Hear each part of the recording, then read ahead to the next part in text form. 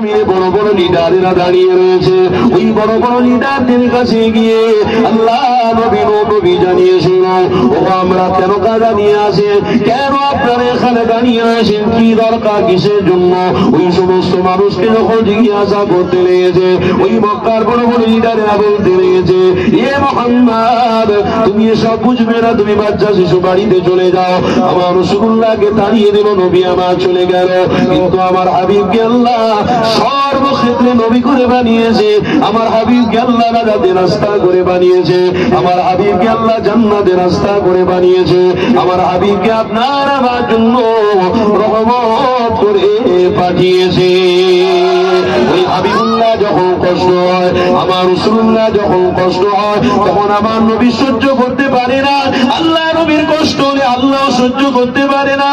এ যুবকেরা, পাড়া তরুণীরা, আমার হাবিব 8 বছরের বাচ্চা শিশু, আমার নবী পাক মনটা খারাপ করে যখন ফিরে যেতে লেগেছে, ওই সময় আমার নবী পাক জানাতে লেগেছে, এ মক্কার মানুষেরা, কি অসুবিধা তোমাদের বলো, আমি মুহাম্মদ ওটা সলভ করে দেবো। আল্লাহ নবী আবার ফিরে আসলেন। আল্লাহ নবী আবার ফিরে এসে ওই মক্কার মানুষদের কাছে আবার আবদার করতে লাগলেন, তোমরা বলো কিসের জন্য দাঁড়িয়েছ? কিছু কিছু মানুষ আমার রাসূল জানাতে লেগেছে, আমরা সবাই মিলে দাঁড়িয়েছি একটাই কারণে, এই মক্কা জমিনে পানি নাই বলে। আজকে গরু ছাগল এমন করে আল্লাহর মাখলুকরা পানিকে মারা যাবে, এই জন্য মক্কা কাবা শরীফে আমরা দাঁড়িয়েছি, কাবার কাছে চাইতে লেগেছি। তাই তো আমরা এখানে উপস্থিত হয়েছি। যতক্ষণ না পানি হবে আমরা কেউ এখান থেকে ফিরে যাব না। আল্লাহ নবী 8 বছরের বাচ্চা শিশু ওই সময় আওয়াজ দিয়ে বলেছিল, এ মক্কা জমিনের মানুষেরা, আমি মুহাম্মদ তোমাদেরকে জানাতে লেগেছি, বাবারা তোমরা কি আমার কথাটা একবার শুনবে? কেন শুনতে যাবে? বড় বড় লোকেরা সবাই দাঁড়িয়ে রয়েছে, আল্লাহ নবী বাচ্চা শিশু 8 বছরের বাচ্চা, কেন আমার নবীর কথা শুনতে যাবে? কি জন্য শুনবে?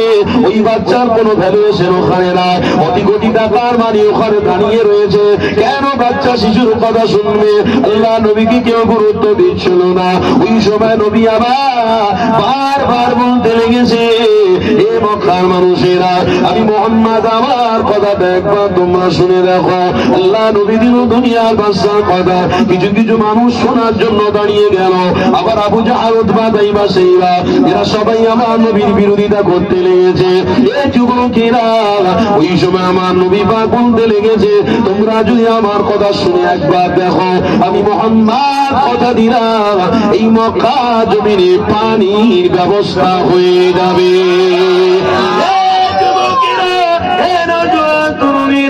ওই বাচ্চা শিশু 8 বছরের বাচ্চা শিশুটা আল্লাহ যদি মদত দিতে পারে, আল্লাহ দিনাকে নবী বানিয়েছে, আল্লাহ তোমার আমার জন্য রহমত করে বানিয়েছে।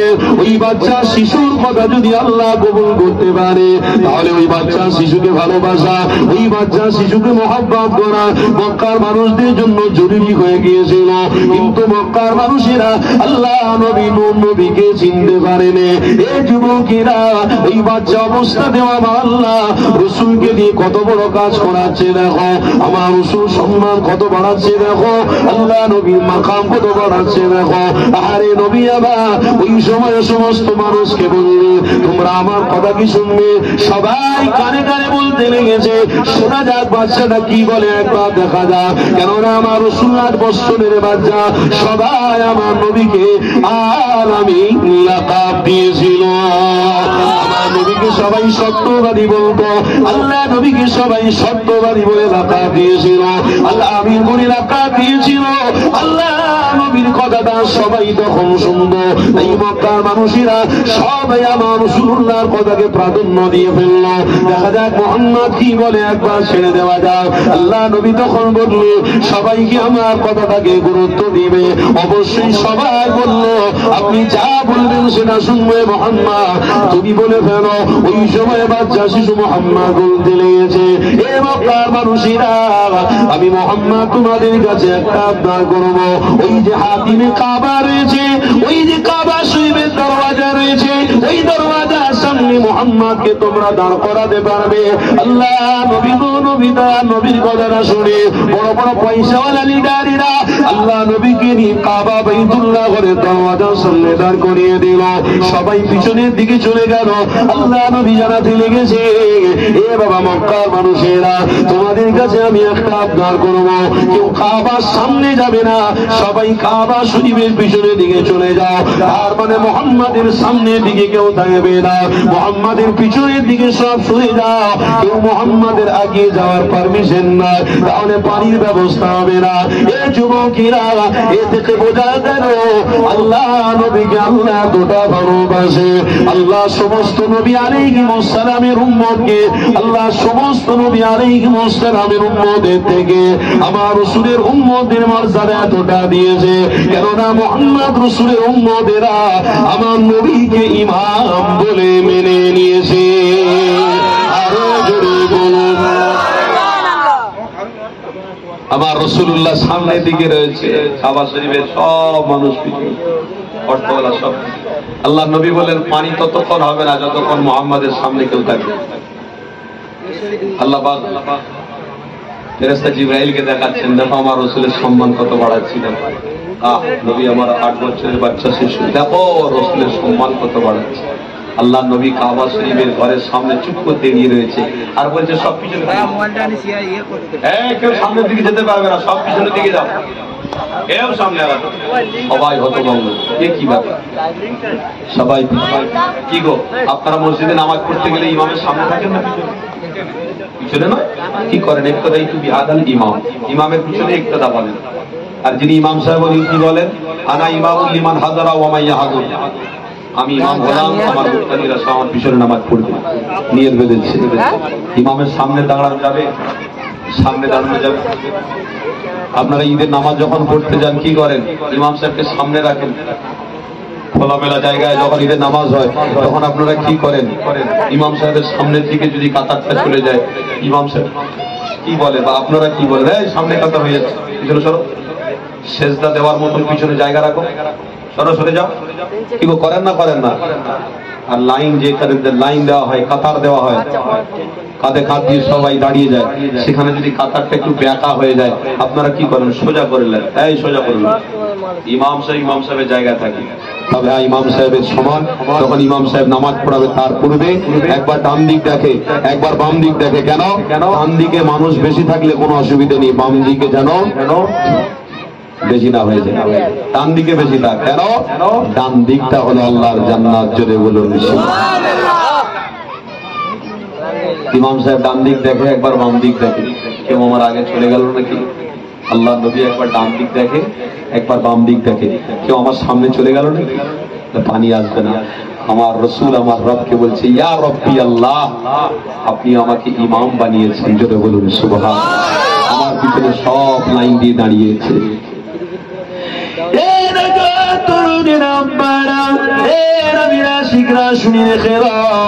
আমার রাসূলুল্লাহ ওই সময় জানিয়েছিল, ও রব্বুল আলামিন আল্লাহ, আপনি আমাকে পয়গম্বর করে বানিয়েছেন, এই দুনিয়ার জমিনে আপনি আমাকে নবী করে পাঠিয়েছেন।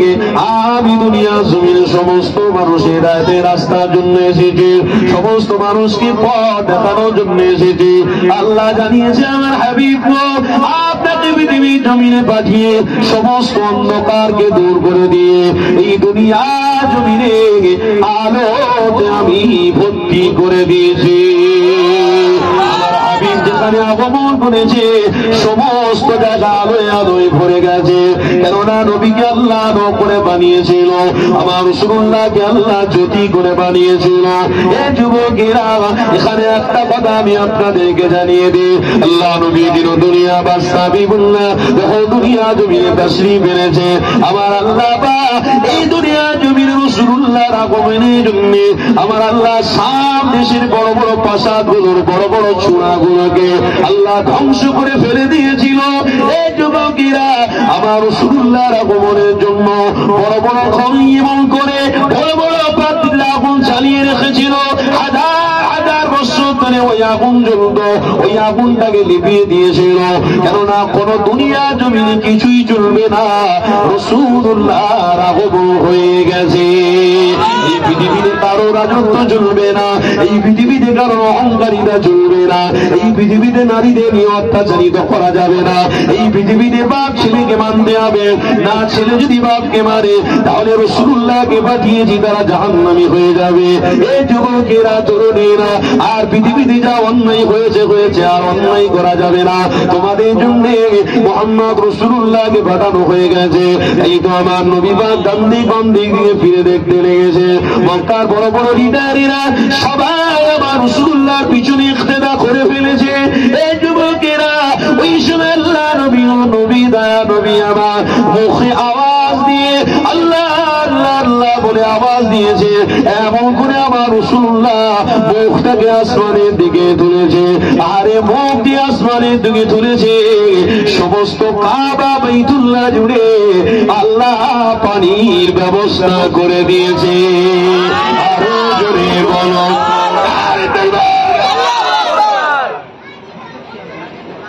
আমার রাসূলের ওসিলায় সমস্ত মক্কা জুড়ে পানির ব্যবস্থা, বলুন আলহামদুলিল্লাহ। সেই রাসূলের উম্মত আমি আপনি হয়েছি, আমার রাসূলের উম্মত হওয়ার জন্য আল্লাহ পুরো পুরো পুরো পৃথিবীটাকে রহমত দিয়ে ভর্তি রেখেছে। আমার রাসূলের উম্মত যেদিনে পৃথিবীর জমিনে থাকবে না, এই রহমতের ছায়াও কিন্তু পৃথিবীতে থাকবে না। আমার আব্বারা তো সেই জন্য বলি, সত্য নবীকে আপনারা পেয়েছেন, বলুন আলহামদুলিল্লাহ। আপনারা বলুন আলহামদুলিল্লাহ।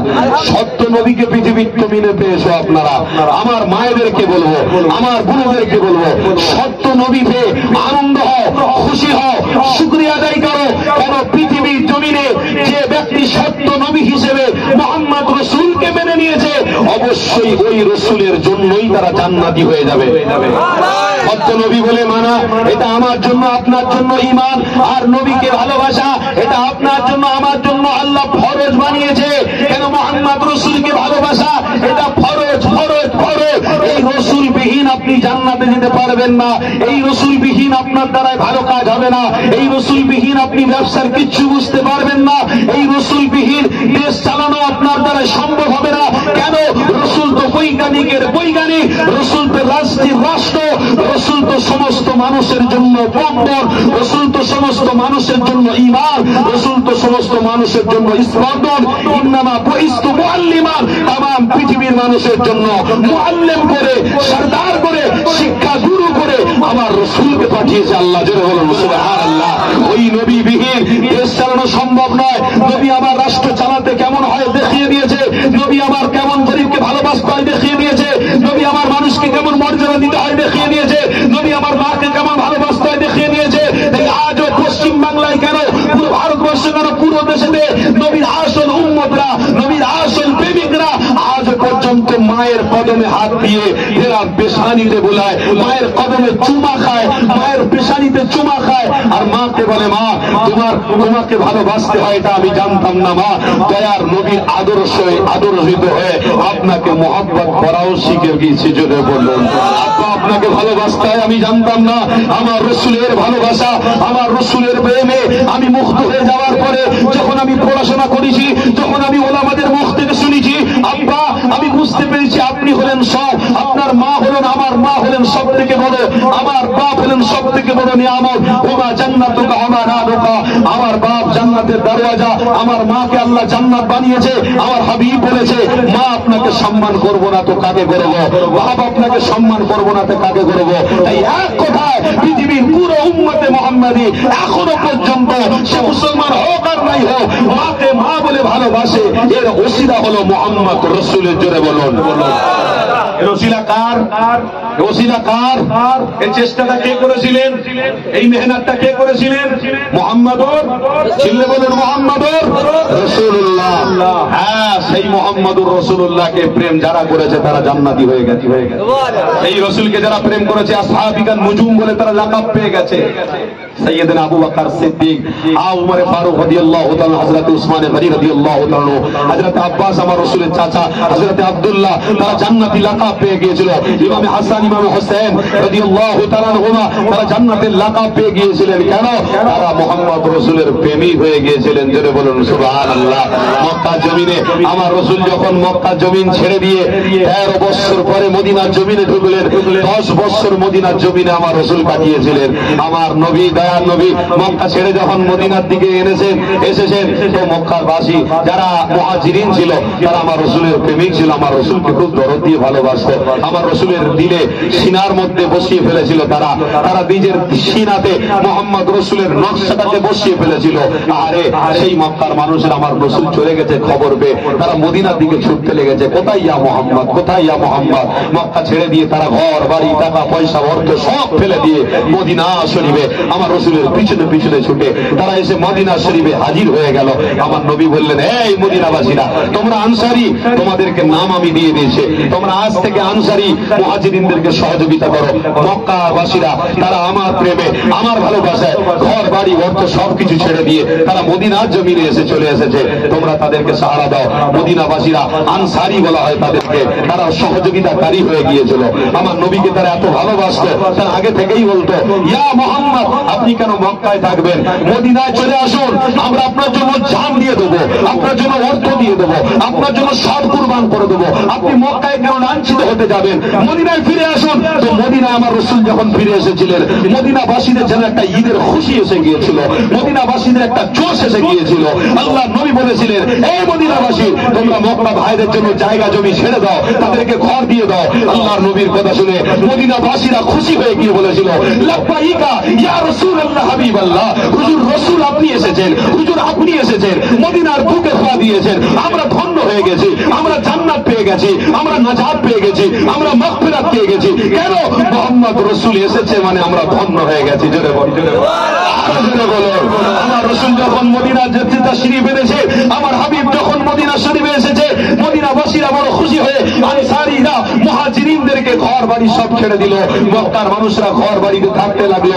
আরে ওই নূর নবী দয়ার নবী আমার একদিন মসজিদে নববী শরীফে দাঁড়িয়ে দাঁড়িয়ে সাহাবাদেরকে দুঃখ করে বলতে লেগেছে, এই বাবা সাহাবারা তোমরা রাসূলকে ভালোবাসো, ভালোবাসো তোমরা। আল্লাহ নবী সাহাবারা বানিয়েছিলেন, ইয়া রাসূলুল্লাহ হাবিবাল্লাহ হুজুর এত ভালোবাসি, যদি একবার আপনি হুকুম দেন আপনার জন্য জমি জায়গা ঘর বাড়ি সব কিছু বিক্রি করে আপনার কদমে হাজির করব, কি চাই আপনি বলুন। আল্লাহ নবী বলেছিলেন, আমি যখন মক্কা জমিনে ছিলাম তখন আমি জামজামের পানি পান করতাম, কিন্তু মদিনা জমিনে এসে আমার পানির বড় কষ্ট হচ্ছে। কোন সাহাবা আছে একটা পানির ব্যবস্থা করে, কোন সাহাবা রয়েছে একটু পানির ব্যবস্থা করে দেবে, মিঠা পানির ব্যবস্থা করে দেবে। আল্লাহ নবী সাহাবীরা সব চুপচাপ বসে, কেউ কোনো কথা বলে। আরে মদিনা শরীফে সব তো নোনতা পানি, বৃষ্টি পানি কোথায় পাওয়া যায়, কে এনে দিতে পারবে, কার হিম্মত। আল্লাহ নবী আরেকবার বললেন, এই বাবা সাহাবারা আমি রাসূল বলছি কেউ আমার জন্য মিঠা পানির ব্যবস্থা করে দিতে পারবে। হযরত উসমানের বিশ্বাস কত দেখুন, টপ করে দাঁড়িয়েছে। আমার নবী বলছে, এই উসমান যে পানির ব্যবস্থা করে দেবে সমস্ত সাহাবাদের বলছি আমি রাসূল দায়িত্ব নিচ্ছি সে আমার সাথেই জান্নাতে যাবে। সুবহানাল্লাহ। হযরত উসমান খুশি হয়ে দাঁড়িয়ে পড়েছে। হযরত উসমান খুশি হয়ে যখন দাঁড়িয়েছে আমার নবী বললেন, নো সাহস তো কম না, তুমি দাঁড়িয়েছো এত খুশি হয়ে, কি ব্যাপার এতটা খুশি? হযরত উসমান গনি বলেছিলেন, লাব্বাইকা ইয়া রাসূলুল্লাহ হাবিবাল্লাহ হুজুর আপনার জবান থেকে মিঠা পানির ব্যবস্থা হয়েছে, আপনি যে বলেছেন মিঠা পানির ব্যবস্থা করে দেবে, অবশ্যই আপনার জবান থেকে বেরোতে দেরি আমার আল্লাহ মদিনায় কোনো না কোনো জায়গায় মিঠা পানির ব্যবস্থা করে দিবে। উসমান তুমি আমাকে চিনেছো, উসমান তুমি আমাকে চিনে ফেলেছো? লাব্বাইকা ইয়া রাসূলুল্লাহ হাবিবাল্লাহ। কেউ চিনুক না চিনুক উসমান তার দিলেতে মুহাম্মদ রাসূলের নকশা বসিয়ে ফেলেছে। সুবহানাল্লাহ। এই যুবক আজকে কি করছেন আপনারা? দিলের ভিতরে কাকে বসিয়েছেন? নায়িকাকে বসিয়েছেন, দিলের ভিতরে নায়ককে বসিয়েছেন, দিলের ভিতরে উলঙ্গ নারীর ছবিকে বসিয়েছেন, দিলের ভিতরে প্রেম বসিয়েছেন। একটা উলঙ্গ নারীকে ভালোবেসে তার প্রেমটাকে দিলের ভিতরে বসাচ্ছেন। আল্লাহর কাছে তওবা করুন, ফিরে আসুন, আর কোন তওবার জায়গা থাকবে না, আর তওবার রাস্তা থাকবে না, সব বন্ধ হয়ে যাবে। সেদিনে আপনার মৃত্যু হয়ে যাবে, সেদিন আপনি তাকানোর ক্ষমতা রাখবেন না, সেদিন আপনি বলার ক্ষমতা রাখবেন না, সেদিন আপনার সায়েন্সের অহংকারী চলবে না, সেদিনে শিক্ষার বাহাদুরি চলবে না, সেদিনে অর্থের বাহাদুরি চলবে না, সেদিন আপনার জবান বন্ধ, সেদিন আপনার চোখ বন্ধ, সেদিন আপনার হাত বন্ধ। খাটিয়ার উপরে লম্বা করে আপনি সাদা কাপড় কবরের ভিতরে মরা অবস্থাতে শুয়ে থাকবেন, আপনার কোনো গতি থাকবে না, আপনার কোনো তাকত থাকবে না, আপনার কোনো শক্তি থাকবে না। আপনি কি করবেন সেদিনে? কোনো শক্তি নেই আপনার। এ যুবক, আপনার অহংকারিতা, আপনার তাকাব্বুরিতা, আপনার পয়সাটা, আপনার বাহাদুরিটা কিচ্ছু সেদিনে চলবে না। আমার নবী বলেছে, সেদিনে যদি আমার দিলে মোহাম্মদ রসুলের নকশা তোমার দিলে থাকে, তুমি খাটিয়ায় শোবে আর আমি রসুল কবরে তোমার জন্য ইস্তেকবাল করতে থাকবো।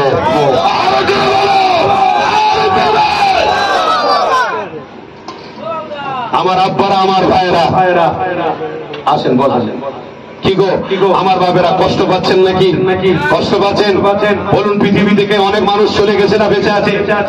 আমি আপনি বেঁচে আছি। অনেক মানুষ পৃথিবী থেকে চলে গেছে না? বলুন, চলে গেছেন না? তারা পৃথিবীর জমিন থেকে চলে যাওয়ার আগে যদি একবার ভাববো আমার দিলে মোহাম্মদ রসুলের নকশাটা আমি বসিয়ে মরবো, খোদার কসম তোমার কাপড়ের মধ্যে লেখা হয়ে যেত হাদা মোহাম্মদুর রাসূলুল্লাহ।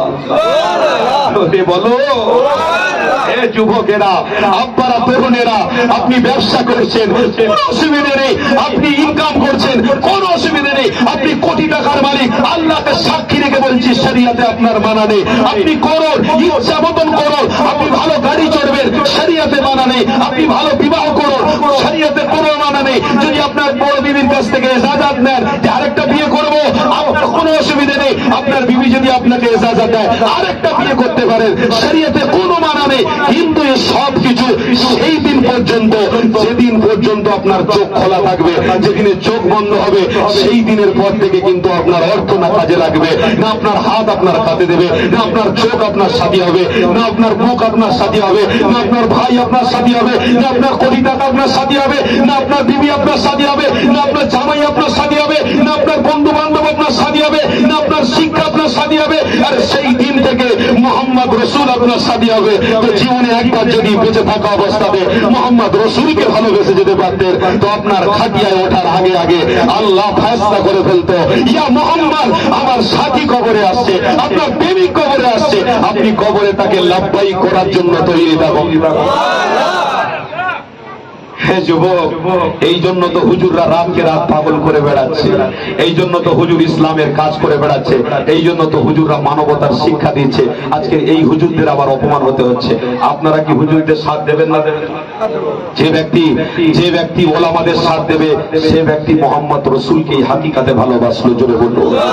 যে ব্যক্তি ওলামাদের সাথ দিল না, যে ব্যক্তি আপনার ধর্মের কান্ডারি মোহাম্মদ রসুলকে যারা মানি আমরা, যে ব্যক্তি ধর্ম নিয়ে আলোচনা করে, ধর্মের প্রকাশ করে, আপনার বিবি, আপনার বাচ্চা, আপনার হাল পরিবারকে বাঁচানোর জন্য হক কথা বলে, ওই ওলামাদের সাথ যদি আপনি দেন, আল্লাহকে সাক্ষী রেখে বলছি, কাল কিয়ামতের দিনে আমার রসুল কিন্তু আপনাকে চিনতে পেরে যাবে। কেন? যে আপনারা ওলামাদের সাথ দিয়েছিলেন, ওলামাদের ভালোবেসেছিলেন। ওলামাকে ভালোবাসাটাও আপনাদের জন্য ঈমান। কেন? মোহাম্মদ রসুলকে ভালোবাসাটা যেমন ঈমান, ওলামাদের সৎ পরামর্শটা শুনেছেন, আল্লাহ আপনার উপরে খুশি হবে। কেন?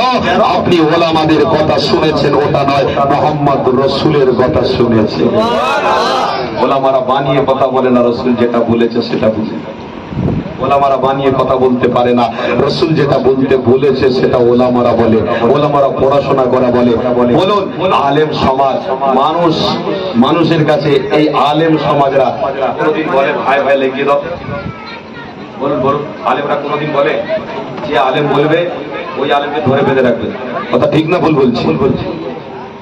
আমার তো মনে হয় পৃথিবীতে সেই রকম আলেম নেই যে ভাই ভাই লাগিয়ে দেওয়ার কথা।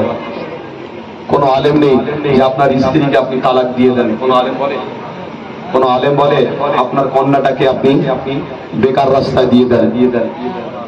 আপনার কন্যাটাকে আপনি অন্য কোন রাস্তায় দিয়ে দেন, আপনার বিবিকে ছেড়ে দেন, আপনি ভালো রাস্তায় চলে গেছেন, আপনি ওই বিবিকে নিয়ে সংসার করবেন না, দরকার নেই, আপনি প্রচুর টাকার মালিক। কোন আলেম কিন্তু বলে না। প্রত্যেকটা আলেমের জবান থেকে এটা বেরোয়, আপনি হালকা আছেন, দূরে আছেন, আপনি জুড়ে যান। ঠিক না ভুল বলছি? আপনি অনেক দূরে আছেন, আপনি জুড়ে যান। আপনার ছেলেকে আরো ভালোবাসুন, আপনার ছেলেকে ভালো রাস্তায় নিয়ে যান, আপনার ছেলেকে হারাম থেকে বাঁচান, আপনার ছেলেকে সঠিক রাস্তায় নিয়ে যান, আপনার বিবিকে ভালো রাস্তায় রাখুন, আপনার কন্যাকে ভালো শিক্ষা দেন, আপনার কন্যাকে ভালো রাস্তায় রাখুন। এই আলেম বলাতে কি আপনাদের কোনো অসুবিধা হবে? আলেম যদি এই সব কথা বলে আপনাদের কোনো অসুবিধা হবে? খবরদার, অসুবিধার হওয়ার কথা নয়। তাহলে সমাজে আপনাদেরকে প্রতিজ্ঞাবদ্ধ করতে হবে যে আলেমরা এই সৎ পরামর্শ দেয়, ভালো পরামর্শ দেয়, এই আলেমদেরকে কেন ভালোবাসা যাবে না? কেন ভালোবাসা যাবে না? একটা আইপিএল খেলার প্লেয়ার কিনতে গেলে 24 কোটি টাকা লাগে। কত টাকা বললাম? কত টাকা? এক বলে আউট হয়ে যাবে, 5 বলও খেলতে পারে, 1 বলও খেলতে পারে, কোনো গ্যারান্টি নেই। নামলো, একটা বলার বল করলো, আউট হয়ে গেল, উঠে চলে গেল। 24 কোটি টাকা সে কি আর ফেরত দেবে? বলুন, ফেরত দেবে? যে কিনেছে তাকে সেই আশা করে কিনেছে সে যেন ভালো খেলে। একটা মানুষ সামান্য একটা বলার, সামান্য একটা ব্যাটসম্যান, তাকে একটা মানুষ কিনছে 24 কোটি টাকা, 30 কোটি টাকা। আর যে আলেমরা সমাজের মানুষকে ভালো রাস্তা দেখাচ্ছে, ভালো পথ দেখাচ্ছে, ওই আলেমকে আপনি আপনার বাড়িতে কেন নিয়ে যাবেন না? আপনার বাড়িতে তার কদমটা কেন রাখবেন না? তার হাতে হাত দিয়ে আপনি কেন মুসাফা করতে চান না? তাকে কেন হাদিয়া দিতে চান না? তার পকেট কেন ভারী করতে চান না? আরে আপনার পয়সা দিয়ে যদি একজন আলেম খেয়ে থাকে, অবশ্যই আপনার ওই পয়সাটা বেকার যাবে না, নাজাতের হয়ে যাবে, নাজাতের রাস্তা হয়ে যাবে। আপনি যদি আপনার বাড়িতে একজন আলেমকে নিয়ে যেতে পারেন, আল্লাহ চাইলে ওই আলেমের ওসিলায় ওই বাড়িতে আল্লাহর রহমত নাজিল হবে। ওই বাড়িতে কোনো শয়তানের ধোঁকা, শয়তানের ওয়াসওয়াসা বাঁধতে পারে না। কোনো ইবলিস শয়তান ওই বাড়িতে কোনোদিন ধোঁকা দিয়ে ধ্বংস করতে পারে না। এই যুবকেরা, আমার আব্বারা, একজন আলেমকে আপনি সম্মান দিলেন মানে আমার রসুলকে আপনি ভালোবাসেন, আমার রসুলকে আপনি সম্মান দিলেন। তাই সমাজে কিন্তু আজকে দেখা যায় আলেমদেরকে অপমান করা হচ্ছে, আলেমদেরকে অপদস্থ করা হচ্ছে। এই আলেমদের অপমান, অপদস্থ, এটা কিন্তু আপনাদের জন্য আগামী প্রজন্ম কিন্তু বিপদ কিনে আনছে। এই আলেমদেরকে বেঁচিয়ে রাখা এটা ইমানদারদের দায়িত্ব। কথা ঠিক না ভুল বলুন? আলেমদের বাঁচানো দায়িত্ব কাদের? কাদের? আপনাদের। মুহাম্মদ রাসূলকে যেমন বাঁচানোর দায়িত্ব সাহাবাদের ছিল। আমার রসুল সফরে বেরিয়েছে, হযরতে আব্বাস বেরিয়েছে, হযরতে উযায়ের বেরিয়েছে, হযরতে জুবায়ের বেরিয়েছে, হযরতে আব্দুল্লাহ হুজুর বেরিয়েছে। আমার রসুল পিছনে পিছনে, আমার রসুল আগে আগে যায়, সাহাবারা সব পিছনে পিছনে। হযরতে আবু বকর সিদ্দিক আমার রাসূলুল্লাহর পিছনে পিছনে পিছনে, এদিক একবার ডান দিক, একবার বাম দিক, একবার ডান দিক। সাহাবারা সব প্রশ্ন করছে, সবাই প্রশ্ন করছে, আবু বকর তুমি এত বিচলিত হচ্ছ কেন? আরে আবু বকর, এই কথাটা আপনাদেরকে শুনিয়ে দিই। যুবকেরা, আপনারা তরুণীরা, আবু বকর সিদ্দিক ওই সময় দাঁড়িয়েছিল। এ সাহাবারা, নবীরা, শিখিরা, আমি এই কথার উত্তরটা দিতে পারবো না। আল্লাহ নবী সাহাবারা জানা দিলেন যে আবু বকর, এই কথার উত্তর আপনাকে দিতে হবে, কেননা আপনার কাছে অনেক শিক্ষা রয়েছে, কেননা আপনি হলেন ইসলামের প্রথম হাতিয়ার। আপনি সর্বপ্রথমে আমার নবীর হাতে হাত দিয়ে ঈমানটা এনেছে। আরো জোরে বলো, যুবকেরা, আপনারা তরুণীরা, হযরতে আবু বকর সিদ্দিক বলেছিল, এ নবীর আশিকরা, যখন শুনতে ভাই মন চাইছে, যখন শোনার মতো তোমাদের ইচ্ছে হচ্ছে, আমি আবু বকর তোমাদেরকে জানিয়ে দিই, আমার রাসূলকে আমি বড্ড ভালোবাসি। আমার রাসূলের নকশাটা আমার দিনের ভিতরে আমি এঁকে ফেলেছি, কেননা আমি চাই আমি শহীদি মরণ হয়ে যায়, আমি দুনিয়া জমিন থেকে শহীদ অবস্থায় মারা যায়। আমি আবু বকর, আমার বড় ইচ্ছা হচ্ছিল, আমার নবী যখন সামনে সামনে এগিয়ে যাচ্ছিল, আমার ইচ্ছা হচ্ছিল কোন দুশমন আমার রাসূলকে যদি টার্গেট করতো, আমার হাবিবকে যদি টার্গেট করতো, আমি আবু বকর একবার ডান দিক বাম দিক সামনে পিছনে করেছিলাম, এই জন্য কোন দুশমনের আঘাতটা আমার রাসূলুল্লাহকে না লেগে আমি আবু বকর আমার দেহতে যদি লেগে যেত, কাল কিয়ামতের দিনে আমি আবু বকর বিনা হিসাবে জান্নাতি হয়ে যাব। আরো জোরে বলো,